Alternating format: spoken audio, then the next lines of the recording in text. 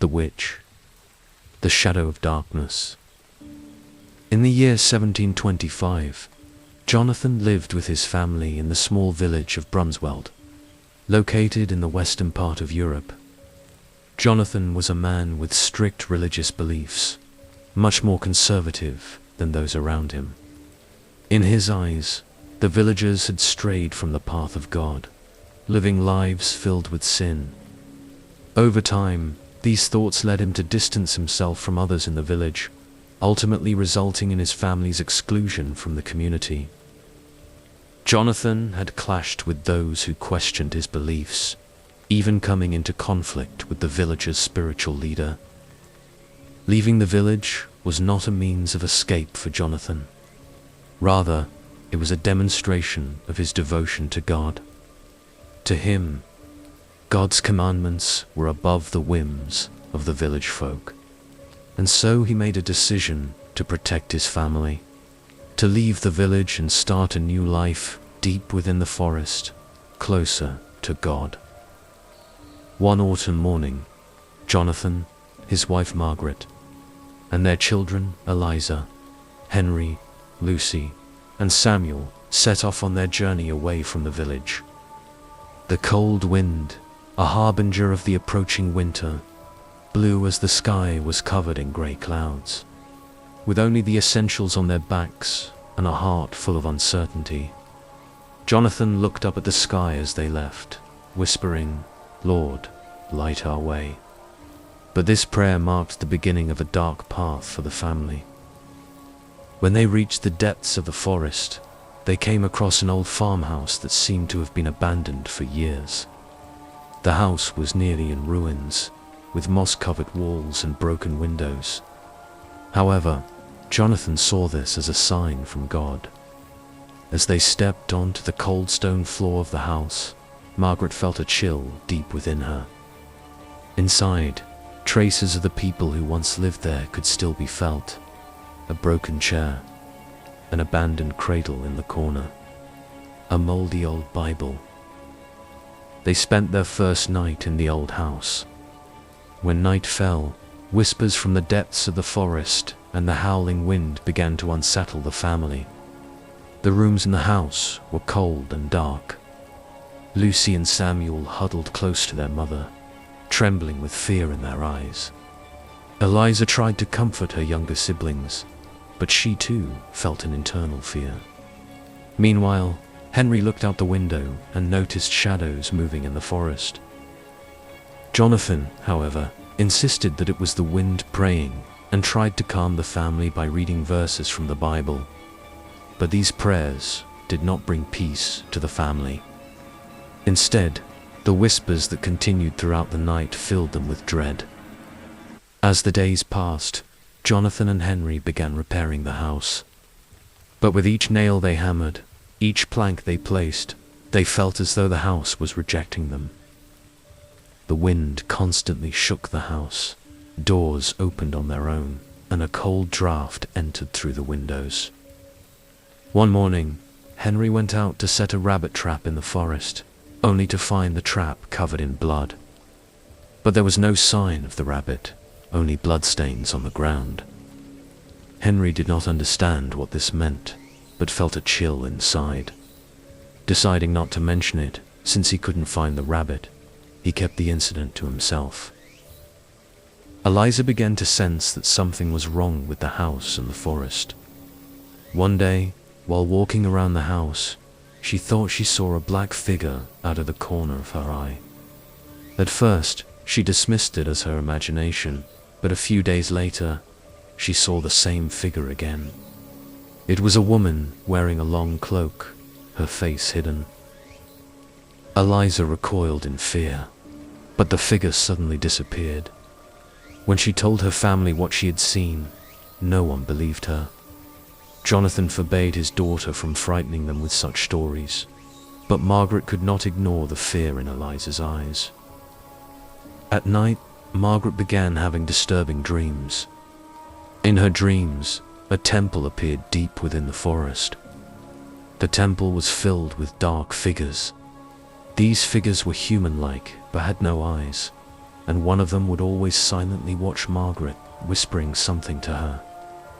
Margaret began to believe that these dreams had a meaning, but she did not tell Jonathan. Instead, she started praying longer each morning and sprinkling holy water in every corner of the house. But neither prayers nor holy water could dispel the dark shadow hanging over the family. The house seemed to pull them deeper into itself, while the forest grew more ominous by the day. Over time, tension within the family began to rise. Everyone sensed that something was wrong deep down, but no one dared to admit their fears. Eliza felt increasingly alone amid these strange occurrences. One night, she awoke to the sound of something moving outside her door. She quietly opened the door and saw a figure standing in the dark corridor, its face obscured by shadow. Eliza sensed a deep emptiness in the figure's eyes, but also noticed traces of a familiar face. The figure said nothing and vanished, but Eliza's fear was replaced by deep curiosity. One morning, as the first rays of sunlight streamed through the forest, Eliza wandered alone in the backyard of the house. The strange events of the past few weeks had completely disrupted her sleep patterns. Her mind constantly dwelt on the figure she had seen, the voices she heard at night. Her siblings' voices seemed to blend with the eerie whispers from the forest. Every step she took on the crackling leaves, every rustle carried by the wind, made her feel as though something was watching her. But that day, something different happened. Eliza noticed a beam of light coming from deep within the forest. This light was different from the ordinary rays of the sun filtering through the trees. It was a warm, golden hue that almost felt comforting. Her heart began to race. Her curiosity overpowered her fear, and she decided to follow the light.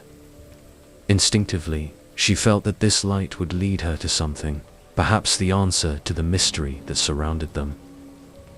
Carefully placing her steps, Eliza followed the light. Her feet moved silently over the soft forest floor as the trees grew denser. In the depths of the forest, her sense of time and place seemed to disappear. As she looked around, she began to notice details she had never seen before.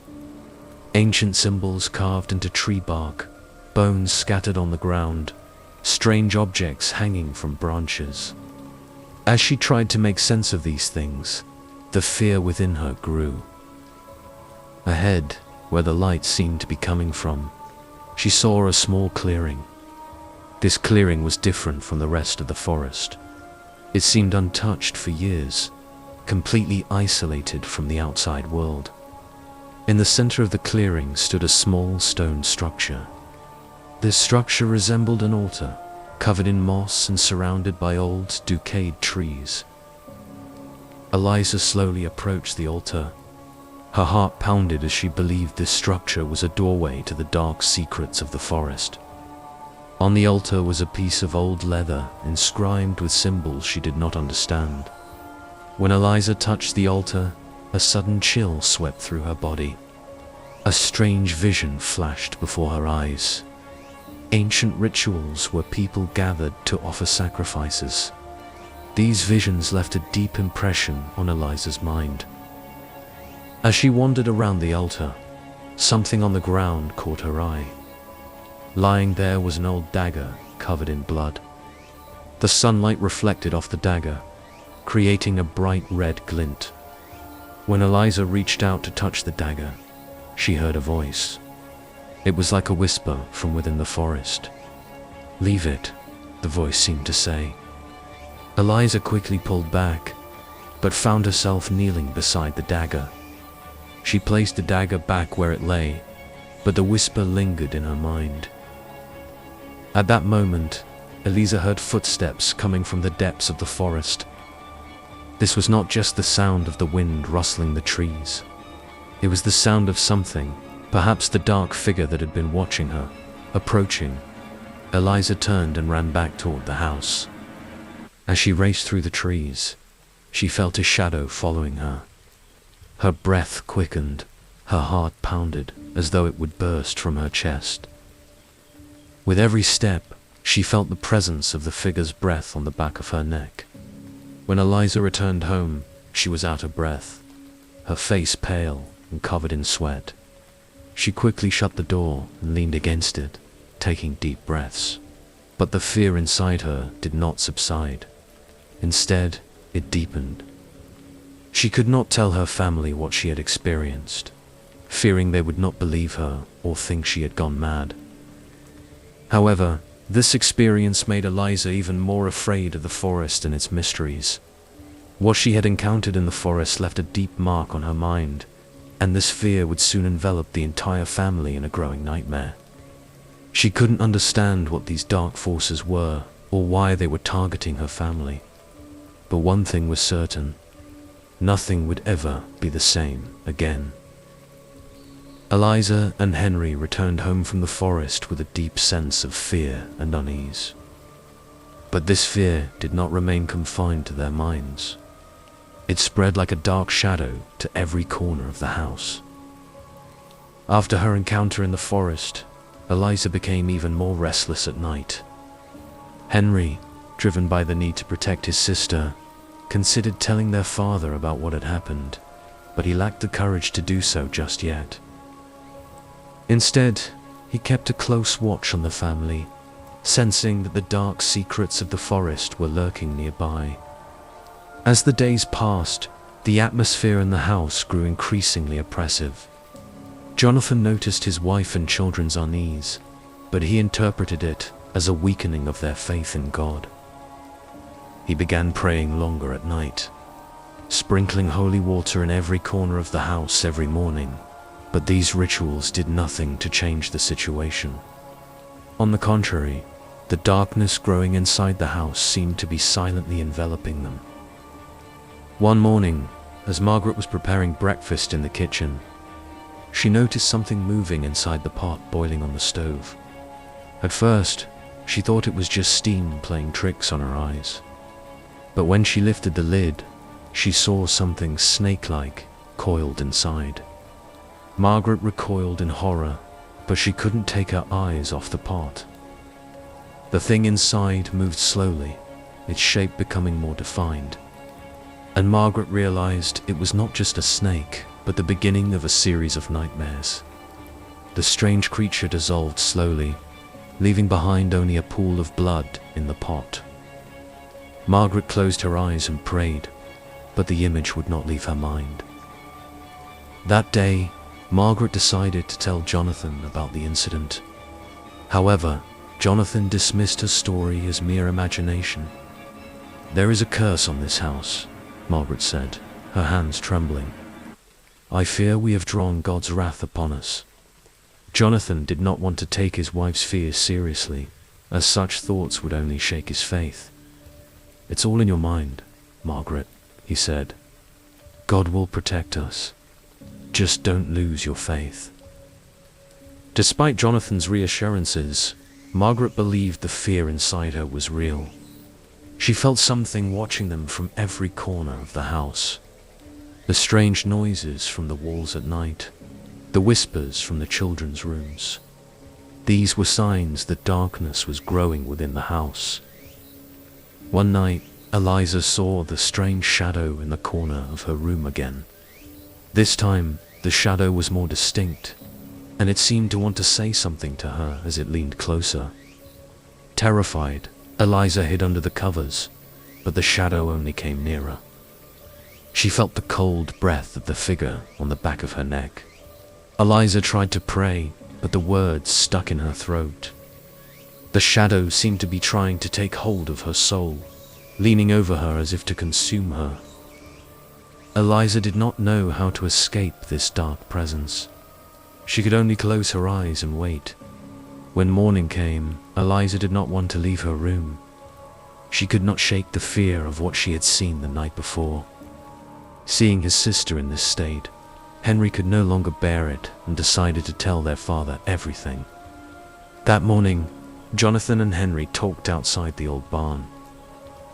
Henry told his father about what he had experienced in the forest, about the altar, the dagger, and the shadows that had followed them home. Jonathan listened to his son's account carefully, but his stern expression did not change.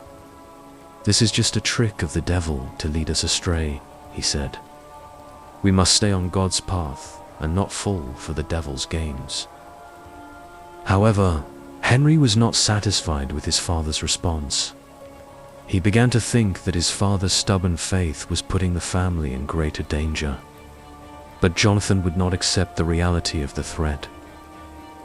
Giving his son a stern look, he said, "Nothing will happen in this house that is not according to God's will," and ended the conversation.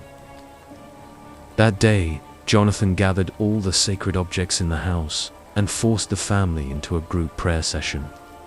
He read long verses from the Bible and sprinkled holy water in every corner, but the darkness inside the house continued to grow.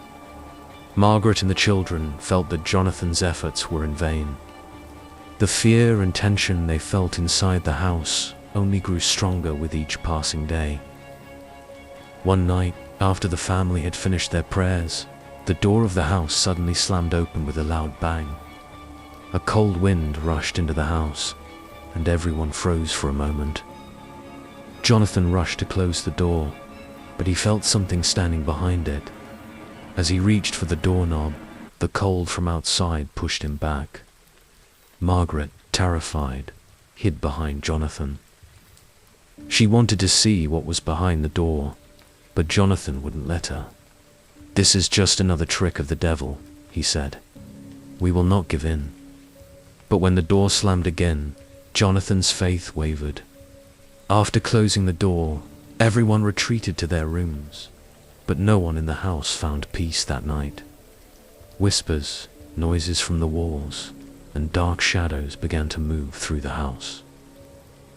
Jonathan realized that the threat was real, but he did not want to admit it.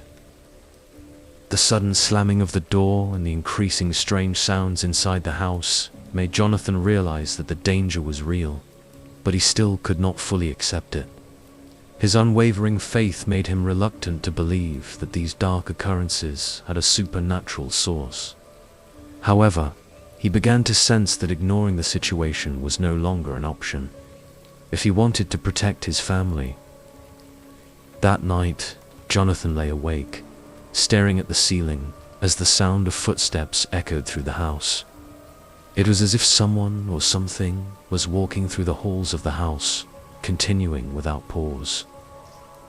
Jonathan tried to convince himself that it was just the wind or the old house settling. But deep down, a voice told him that the situation was far more dangerous. He got out of bed quietly and left the room, clutching his Bible tightly as if it would give him strength. As Jonathan walked through the dark corridors of the house, he felt a shadow following his steps. At the end of the corridor, he saw a dark figure emerging from the dim light seeping through a door. This figure had a human-like shape, but his face was obscured. Jonathan closed his eyes and began to pray. "God, protect us," he whispered, but the figure continued to approach. The more he prayed, the faster the figure's footsteps became, and Jonathan began to feel the figure's breath on the back of his neck. Suddenly, the figure stopped right in front of Jonathan. He tried to push the figure away with his hands, but his hands met only emptiness. The figure seemed to vanish for a moment, but then immediately reappeared as a cold draft entered Jonathan's room. This figure drained all of Jonathan's courage. He stopped praying and slowly backed away. The figure leaned over him and whispered in a dark voice, "Even your faith won't save you."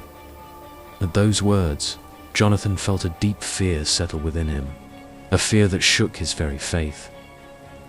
Meanwhile, Margaret was restlessly trying to sleep in her room. Like her husband, she too felt that something was moving within the house. But the feeling was even more terrifying in her mind.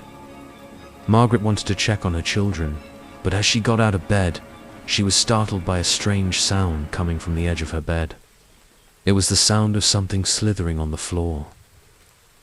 When Margaret heard this, she felt a shiver run down her spine. Slowly, she looked down and saw something moving under the bed. Margaret was too afraid to look under the bed, but she closed her eyes and began to pray. However, her prayers did nothing to stop the movements of this creature. On the contrary, the creature seemed to respond to her prayers, and it slowly began to emerge from under the bed. When Margaret opened her eyes, she saw a crawling creature before her. This creature was a mix of human and animal. Its hands were like those of a human, but its fingers were long, its nails sharp and dirty. Its face was entirely obscured. Where its eyes should have been, there was only a dark void. Margaret tried to pull back in terror, wanting to scream, but her voice was caught in her throat. The creature slithered closer to her, and when it touched her foot, a cold sensation spread through her body. The creature seemed to want to consume Margaret's soul as it leaned over her and whispered, "Give back what's mine." With that whisper, Margaret felt a deep emptiness within her. It was as if a part of her soul had been taken by the creature. Meanwhile, in Lucy and Samuel's room, the children were deep in sleep as the noises from the walls grew louder. Lucy mumbled restlessly in her sleep and opened her eyes. She saw shadows moving in the dark corners of the room, and these shadows moved as if they were alive. Samuel, however, remained deep in sleep, allowing the shadows to wrap around him. Lucy, terrified, tried to wake Samuel, but when she touched him, she found his body cold. Lucy tried to understand why Samuel was like this, while the shadows in the room began to dance around. The shadows slowly slid towards Samuel and enveloped him completely. Lucy did everything she could to pull her brother out of the shadows, but they pushed her back each time. Lucy wanted to scream in fear, but no sound came out. The air in the room grew cold, time seemed to slow down, and everything was shrouded in darkness. Finally, Lucy closed her eyes and waited for the nightmare to pass. When morning came, the house was enveloped in deep silence.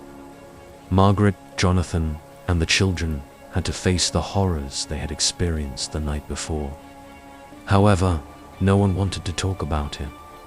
Each of them began to accept that the dark forces inside the house were real, but they were too afraid to admit it. Jonathan no longer believed these events were a test from God. They were signs of an evil growing within the house. That day, Jonathan and Margaret gathered the children and discussed what to do as a family. Jonathan began to realize that staying in the house was too dangerous, but he didn't know where they could go. However, he also sensed that running away would not be enough to escape these dark forces. They needed to find the source of these forces and destroy them. Jonathan, Margaret, and the children, after experiencing the horrors of the night, decided to find the source of these dark forces. They realized that staying in the house posed a greater danger, but simply running away might not be enough. To rid themselves of these forces completely, they needed to find the source and destroy it. Jonathan thought about speaking with the villagers to learn more about the history of the house. But even leaving the house now required great courage. The darkness growing inside the house seemed to have started affecting the world outside as well. Even outside the house, the sky remained grey, the clouds dark, and the wind cold and unsettling. One day, Jonathan decided to descend into the house's basement with Henry. He felt that the basement was the darkest and oldest part of the house. The narrow stairs leading down to the basement creaked with every step, filling Jonathan with even greater fear. The basement seemed almost unused. The walls were moldy, the floor covered in dirt, but Jonathan felt that something was hidden down there. In the darkest corner of the basement, they found a large, heavy chest. The chest was covered with old, rusty metal locks. As Jonathan thought about what might be inside, his fear grew even more. Henry helped his father try to open the chest, but the locks were rusted and difficult to open. With all his strength, Jonathan pried open the chest's locks, preparing to uncover the secrets within. When they opened the chest, they found an old, worn book inside. The book was covered in a heavy, dusty leather binding. As Jonathan opened the book, he noticed that the pages were darkened and inscribed with strange symbols and writings. The writing was in a language Jonathan did not understand, but the symbols were familiar. They resembled the symbols Eliza had seen on the altar in the forest. Inside the pages of the book, they found an old map. This map was of the area where the house stood, drawn many years ago. Several points on the map were marked with dark symbols. Jonathan didn't know what these symbols meant, but he believed the map might serve as some sort of guide. As Margaret examined the book, she noticed some drawings among the pages. These drawings appeared to depict a ritual or ceremony. In the drawings, people had gathered together, offering sacrifices to a central figure. This figure was human-like, but had no eyes. It resembled the shadow Eliza had seen. When Margaret saw these drawings, she realized how deeply rooted the house's dark past was. The house wasn't just a shelter, it had also been the center of a dark ritual. Jonathan decided to examine the book and map more carefully. But as they did so, they sensed movement in the basement. From the moment they opened the chest, they noticed a change in the basement. There were noises from the walls, slight vibrations in the floor, as if something was awakening inside the house. Jonathan and Henry quickly left the basement and explained the situation to Margaret. Margaret insisted that the house was no longer safe, but she also believed that running away without understanding the source of the dark forces would not solve their problem. The family decided to use the book and map to investigate the source of the dark forces and find a way to destroy them. However, this would be the greatest challenge the family would face. Jonathan and Margaret were determined to protect their children, but these dark forces were watching their every move, pulling them deeper into a spiral of fear. Jonathan decided to use the book and map to find the source of these dark forces, and set out on an expedition into the forest. Eliza and Henry were determined to accompany their father on this journey. It seemed like the only way to end the nightmares they had been living through. As they set off into the forest, the weather was colder and gloomier than ever. The branches of the trees rustled in the wind, and with each step, the earthy smell from the ground reminded them of the danger that lay ahead. Jonathan carefully studied the map and led them to one of the marked points. When they reached the point, they came across an altar deep in the forest. It was much larger and more complex than the one Eliza had seen before. The area around the altar was covered with symbols carved into the ground, identical to the ones they had seen in the book. Jonathan believed this altar was the epicenter of the events happening in the house. As Jonathan explored the altar, he found old bones and broken ceramic pieces on the ground. These were remnants of dark rituals that had once been performed there. The altar was inscribed with markings that seemed to indicate it had been used to trap the souls of sacrificed beings. Jonathan realized that these seals were the source of the dark forces in the house, and that breaking them might release these forces. Margaret began to pray around the altar, and as she did, sunlight filtered through the forest, illuminating the altar. It felt like a ray of hope amidst the darkness. But this hope was short-lived. A shadow appeared on the altar, slowly moving toward Jonathan. The shadow was the dark figure Jonathan had encountered before. It leaned closer, as if to crush Jonathan's spirit, and whispered in a dark voice, "This land belongs to me." Jonathan struggled to break free from the shadow's influence, but the force was pulling him in. Margaret and the children began praying to save Jonathan from the darkness, but the shadow only grew stronger. With one last effort, Jonathan tried to break the seals on the altar. Eliza and Henry helped by erasing the symbols around the altar. As the symbols were erased, the darkness around the altar began to dissipate. However, when the final seal was broken, a deep explosion echoed through the forest, and a wave of darkness spread in all directions. This wave of darkness swept away the shadows and the dark figure, but also released all the dark forces trapped inside the house. Jonathan and his family collapsed from the force of the wave, losing consciousness. When they opened their eyes, the sun had risen again, and the darkness over the forest had lifted. But when they returned home, they realized that a much greater danger awaited them inside the house. The dark forces that had been released were now after them, and escaping them would not be easy. Jonathan and his family returned home after discovering the source of the dark forces, but they could not find peace. Even the sunlight no longer brought them warmth. They felt a heavy pressure both inside and outside the house.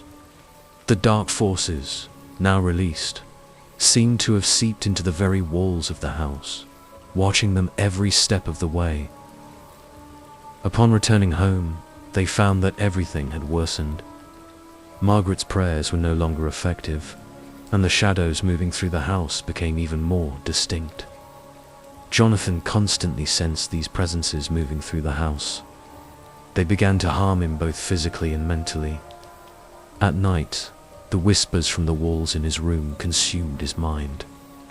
The whispers told him that he was a sinner, that God had abandoned him, and that the darkness was his fate.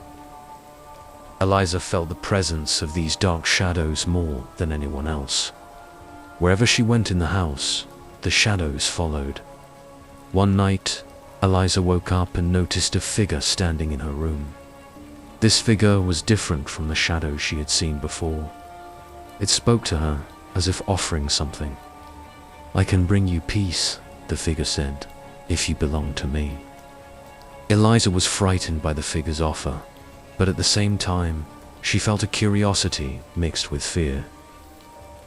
The figure approached her and reached out to take her hand. When Eliza felt the figure's cold, lifeless touch, she realized this being was not human. Eliza sought refuge with her father, trying to rid herself of the figure's presence, but Jonathan dismissed her terror as unimportant. He still believed that prayers alone could defeat the dark forces.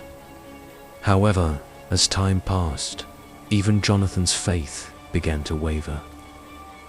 The shadows in the house clouded his mind, slowly driving him to the brink of madness. Jonathan began to believe that God had abandoned them. This house was their hell. One night, the shadows grew even stronger, and a great storm erupted within the house. The wind slammed doors, shook windows, and rattled everything inside. This storm seemed to rage not just within the house, but within the very soul of the house. Jonathan, Margaret, and the children were caught in the middle of this storm, powerless to do anything. The shadows watched them, as if waiting for a decision. During this storm, a strange noise came from the basement. Jonathan realized at that moment that the house had truly become a nightmare. He gathered his courage and decided to descend into the basement, but this time he was not alone. The shadows accompanied him. As he entered the basement, he saw figures moving in the dark corners. These figures were human-like, but not entirely human. Jonathan noticed these beings moving toward him, but they only watched, as if trying to communicate something. Suddenly, Jonathan noticed that the large chest he had seen earlier in the basement was open. The chest was now fully opened, and a dark light was emanating from within. Jonathan felt himself being drawn into this light, unable to resist. His eyes focused on the figure within the light, and it whispered to him, "Your soul belongs to me." With those words, Jonathan realized that his soul had been surrendered to a dark entity. This was his end. The curse of the house had completely consumed him. After Jonathan's encounter in the basement, the dark forces in the house grew even stronger. Margaret did everything she could to protect her children, but she felt that they were now trapped within the house by these forces. The doors of the house no longer opened, and the windows were sealed in darkness. The house seemed to twist around them like a labyrinth, trapping them in its darkness. Margaret, Eliza, and Henry tried to find a way out, but they felt increasingly trapped within the house. The shadows continued to follow them, waiting patiently to claim their souls. These shadows brought out the deepest fears of each family member. Eliza had to confront these fears and eventually began to believe that accepting the offer made to her was the only way out. One night, Eliza felt the shadows approaching her once again. This time, she decided not to run and instead faced the figure. "What do you want?" she asked, her voice trembling. The figure approached her and replied, "I can bring you peace." Eliza hesitated, torn between accepting and rejecting the offer, knowing that this peace might save her family or destroy them entirely. In the end, Eliza accepted the offer. The figure took her hand and gave her a kind of power. However, this power came with the price of surrendering her soul to the darkness. Eliza was now a part of the house. Her soul had merged with its darkness. The shadows continued to watch Eliza, sensing her new power. Eliza thought of using this power to save her family, but it was too late. The darkness had completely taken her. Finally, a deep silence settled over the house. Jonathan, Margaret, Eliza, and Henry disappeared within its walls and were never seen again. The walls of the house echoed with their whispers and screams, but those sounds never escaped outside. The darkness within the house had fully consumed their souls. To anyone looking from the outside, the house appeared completely abandoned, but inside, the souls of a family were trapped in darkness. As time passed, rumors began to spread about the curse of the house and the dark forces within. People outside the village claimed that the house had a dark past and that no one who entered ever returned. Those who wandered near the house at night said they heard whispers from within and strange noises coming from the doors. But no one dared to enter the house. The house was now completely under the control of darkness. The shadows danced within, along with the trapped souls. But this dance was an endless repetition of a nightmare. Eliza's soul had become part of this nightmare because of the pact she had made with the figure. Her soul wandered among the shadows but could never find peace. Thank you for listening. Please subscribe to my channel and like my video. Thank you for your support.